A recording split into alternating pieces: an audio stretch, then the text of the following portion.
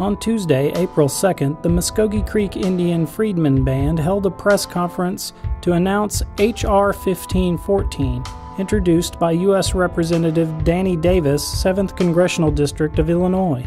This legislation seeks to sever United States government relations with the Creek Nation of Oklahoma until such time as the Creek Nation of Oklahoma restores full tribal citizenship to the Creek freedmen. Mvskoke media spoke with the Freedmen Band's attorney, Demario Solomon-Simmons, about the legislation. So I first got involved legally in this issue while I was in law school back in the early 2000s. Got involved with Marilyn Vann and others like Rhonda, who was dealing with this issue, and I helped host an issue or a symposium at the law school, University of Oklahoma, working with Professor Lindsay Robertson at the time.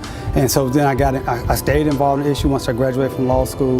There was a case that had just been filed by two individuals by the name of Ron Graham and Fred Johnson, and they were just individuals, pro se, and me and a friend of mine who had just graduated from law school got involved, had no idea how big of an issue it would become, and it really just became much larger than we ever imagined.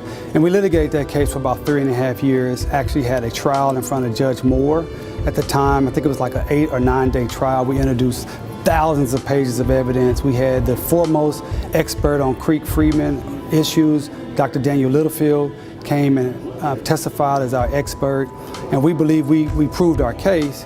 Unfortunately, Judge Moore didn't rule on all the issues, but he did rule on the issue that our clients, basically their due process rights, were violated.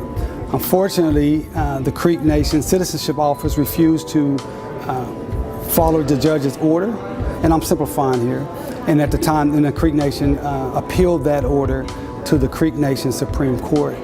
I think it was on appeal for over a year, and then we got the decision that just said, look, you know, they reversed the issue. We believe that the vote in 1979 was illegal, but beyond that, there were certain statutes that were passed by the Creek Nation that specifically stated you can use a number of different roles to prove your Creek lineage, your Creek history. And so all my clients at the time, they had ancestors on those rolls, and we proved that, we showed that. We also showed that the Creek Nation systematically would not allow Creek freedmen to use those rolls, even though that was the actual Creek law from I think it was 1981 to 2003, 2004. That was the actual Creek law, that if you can show an ancestor on one of these rolls and show an ancestor on the 1906 roll, then you were eligible for Creek citizenship. I could show that. Everyone I knew could show that. Yet if you said you were a freedman descendant, they will automatically summarily say you're not eligible, you're not Indian. And so we proved that in our case, and that's why it was so disappointing that the Supreme Court just turned its back on Creek Nation law. And I think as a nation of laws, it's important, even when people don't agree with them, this is the law. Just like the Treaty of 1866, Article 2 is the law. After that decision, people continued to organize, continued to work, particularly Rhonda and Sharon and Jeff and many of the leaders of the organization. They continue to put on symposiums, they continue to advocate to elected officials, and that went on for about 10 years. And while that was happening, as you know, the Cherokee Freedmen case was working its way through the court system and through the legislative system. And in August of 2017, everyone was kind of waiting to see how that Cherokee Freedmen case was going to turn out, because we had the indication, I think around 2015, that the judge was going to rule on the ultimate issue: is the treaty still good law? And once that judge ruled on August 30th, 2017, they made it very, very clear that that treaty was still the good law that mandated freedmen should have full citizenship rights.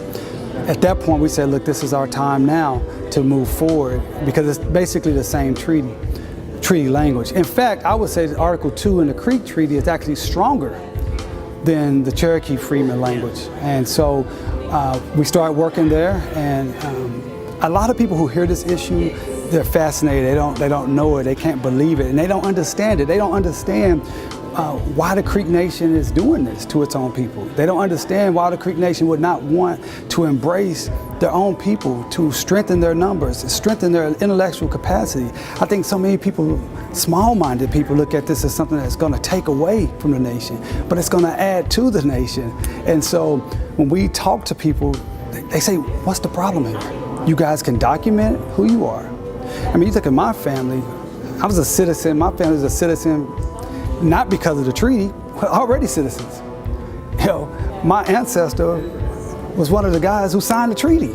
And now you tell me I don't have the right to be in the nation? I mean, it's preposterous. The lawsuit that was recently settled back in 2016, based upon land that was taken after we moved to Oklahoma, right? Some of that land that was taken was Creek Freedmen land. So that means that the Creek Nation was paid money for land that the Creek Freedmen are entitled to, but yet they haven't received any of it. Now, in some circles, that's theft, that's fraud. You know, you're submitting this claim on behalf of one person, but then you keeping all the proceeds and telling other people, well, I know you were a member then when we had the claim, but you're not a member now, so we're just gonna pocket the money. I mean, I don't see how any person of good faith, of goodwill, could possibly think that's fair. Representative Davis was adamant that, listen, if the Creek Nation wants to discriminate and break U.S. law and discriminate based on race, then why should we as a United States government recognize this lawless entity? Because it's not operating within the laws of our nation and within the laws of our agreement, Article 2 of the treaty. And so yes, that would take away the actual recognition from the United States government until the Creek Nation fulfilled its end of the bargain, did what it's supposed to do, and follow the law. I mean, it's not rocket science, right? It's just saying, listen, in America, you cannot say we don't want these people because they're black. You can't say that. And that's exactly what the Creek Nation says. I have hundreds of letters where it says that. You're not eligible because you are a Negro. Therefore, you're not eligible to be in our nation. You can't do that in America, period. The Creek Nation is a political entity. Just like the United States is a political entity. I mean, I assume you're a U.S. citizen, I'm a U.S. citizen, she's a U.S. citizen, and we all look different. But we're all 100% blood U.S. citizens. It's the same concept from a legal standpoint of the Creek Nation. Now we can get into the other histories and who was here when Columbus got here, and I'm happy to have that discussion because I believe I was here. And I believe I can substantiate that with the documentation and my family.